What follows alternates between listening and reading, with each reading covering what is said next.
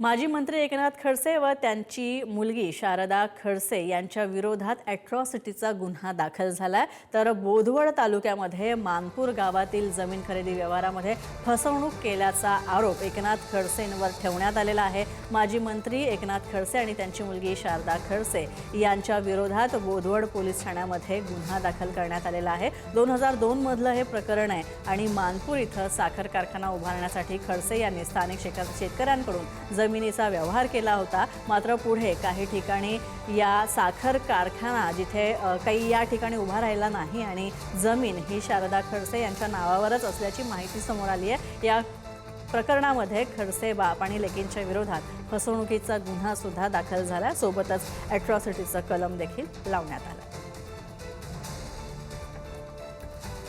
मात्र या जमीन खरेदी व्यवहारामध्ये आपण फसवणूक केली आहे असे आरोप एकनाथ खडसे यांनी फेटाळून लावलेले आहेत। माझ्यावर राजकीय सूडबुद्धीनं गुन्हे दाखल करण्यात आलेले आहेत असा पलटवार खडसे यांनी केलेला आहे। तर वर्ग 1 ची जमीन असल्यानं माझ्या मुलीनं ते खरेदी केली आहे असं खडसे यांचं यावर स्पष्टीकरण आहे।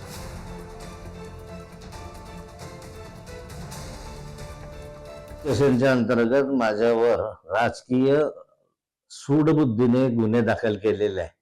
वास्तविक या व्यवहाराचा माझा दुरान्वय संबंध नाही, मी हा व्यवहार केलेला नाही किंवा या व्यवहाराचा माझा संबंधही नाही। माझ्या मुलीने ही जमीन घेत असताना ती वर्ग 1 ची जमीन आहे म्हणून ती जमीन घेतलेली आहे।